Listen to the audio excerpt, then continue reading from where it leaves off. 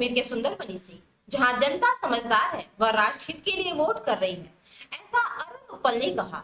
खबर के बारे में विस्तार से जानेंगे, उससे पहले लेंगे एक छोटा सा ब्रेक। ब्रेक के बाद जल्द हाजिर होंगे। इस खबर के प्रायोजक हैं फास्ट को। जल्दी हो जाना तो फास्ट को बुलाना। बाइक से लेकर लग्जरी कार, सेल्फ ड्राइव पर उपलब्ध। ग्रुप ट्रेवल के लिए लग्जरी बस भी उपलब्ध। सबसे सस्ता एक बार सेवा का मौका अवश्य दें।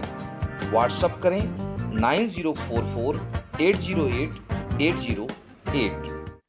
ब्रेक के बाद आप सभी का स्वागत है। खबर जम्मू कश्मीर के सुंदरबनी से, जहां तहसील बत्तीपत्तन के बाजा भाई बूथ नंबर 110 पर 70% वोटिंग हो चुकी है। भारतीय जनता पार्टी के युवा मंडल मोर्चा के अरुण उपल ने बताया कि आज जो वोटिंग हुई है अच्छी हुई है और आशा करता हूं कि अभी कुछ जो वोटिंग बाकी है वह भी अच्छी होगी और जनता अभी लगातार वोटिंग कर रही है, तो काफी परसेंटेज वोटिंग हो गई है और जो अभी कुछ रह गई है वह भी अच्छी होगी।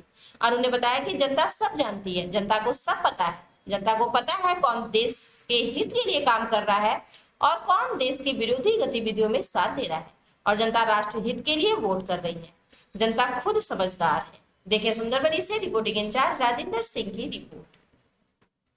आज भाजपा के बूथ नंबर 110 पर हम पहुंचे, तो हमारे साथ भारतीय जनता पार्टी के युवा मोर्चा अरुण उपल जी हमारे साथ मौजूद है, तो उनसे भी बातचीत है। तो आज यहाँ पर वोटिंग हुई है, तो किस तरह काम हो रहा है?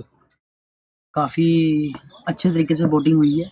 जैसे मैं आपको बताऊं कि 10 साल के बाद जो चुनाव हो रहे हैं, तो जो आम जनता है वो इसको पर्व के तौर पर यहाँ पर इसको जो त्यौहार के रूप में यहाँ पर मना रही है और बढ़ चढ़ कर वोटिंग हुई है।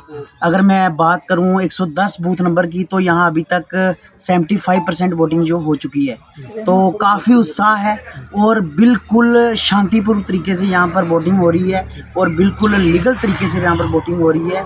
इस बात के लिए मैं जो है इलेक्शन कमीशन को मुबारकबाद देता हूँ कि बिल्कुल जो है लीगल तौर पर यहाँ पर वोटिंग हो रही है और यहाँ जो मतदान करने आ रहे हैं जो मतदाता हैं वो भी बिल्कुल कोई उनको परेशानी या असुविधा नहीं हो रही है। बढ़ चढ़ कर यहाँ पर 10 सालों के बाद जो वोटिंग हो रही है, बढ़ चढ़ कर यहाँ पर जो मतदाता इस में शामिल है। 6 बजे के बाद यहाँ पर जो है लंबी लंबी लाइनें यहाँ पर लगनी शुरू हो गई थी, क्योंकि थोड़े गर्मी का मौसम है, तो दोपहर को थोड़ा जो है वहाँ पर थोड़ी ब्रेक लगी थी, लेकिन सुबह के टाइम पे काफ़ी ज़्यादा कतार में यहाँ पर जितनी भी जनता थी वो यहाँ पर आई और उन्होंने जो है यहाँ पर अपना जो मतदान यहाँ पर किया है।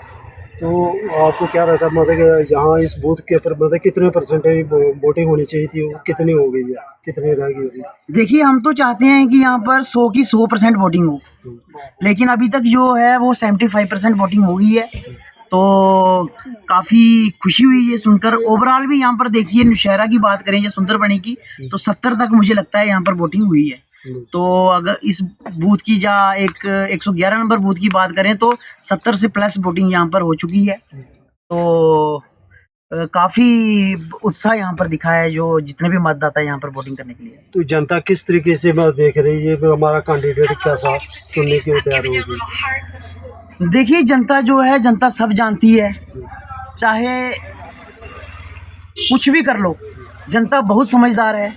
जनता को पता है कौन देश हित के लिए काम कर रहा है और कौन देश विरोधी गतिविधियों में साथ दे रहा है, तो जनता को ज़्यादा समझाने या आप बहला फुसला नहीं सकते।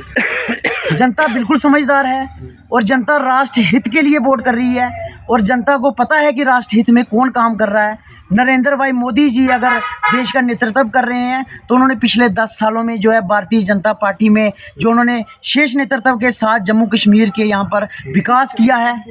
हमारे रविंद्र रैना जी जब 2014 में जीते, उन्होंने 3-3.5 साल के टर्नओवर में जो यहाँ पर लगभग सुंदरबनी से लेकर नौशहरा तक 8 पुलों का निर्माण किया। उसके बाद हमारे जो स्कूल थे, इससे पहले भी बड़े बड़े एमएलए आए, उनका क्या काम होता था? सिर्फ पत्थर रखना, पुलों के पत्थर रखने, लेकिन पुल नहीं बने। हमारा सोदरा का पुल 2-2 घंटे हमें यहाँ पर इंतजार करना पड़ता था। रविंद्र रैना ने जीतने के बाद सबसे पहले उस पुल का निर्माण किया, जिसमें छात्र छात्राओं को जो है वो वहाँ पर जाने में उन्हें कोई असुविधा नहीं हो रही। बिल्कुल अच्छे तरीके से यहाँ पर बाज़ार में जाते हैं, नहीं तो पहले 2-2 घंटे वहाँ पर रुकना पड़ता था। उसके बाद हमारे जो कॉलेज थे वो मिडिल स्कूल में चलते थे, और जब से रविंद्र रैना जी जीते, उसके बाद उन्होंने 2 कॉलेजेस का निर्माण, एक जो नौशहरा में और दूसरा सुंदरबनी में, कोई भेदभाव नहीं किसी के साथ। तो नरेंद्र मोदी जी के नेतृत्व में एक अच्छा काम हो रहा है और जो बचे कुचे काम है वो भी होंगे। और हमें पूरी उम्मीद है जो हमारी यहाँ की नौशहरा की, सुंदरबनी, नौशहरा, सेरी, कांगड़ी, जितनी भी यहाँ की जनता है वो जो है वो रविंद्र रैना को जितवाएंगे। रविंद्र रैना को मंत्री बनेंगे, चीफ मिनिस्टर बनेंगे और उसके बाद इससे भी 2 गुने काम होंगे।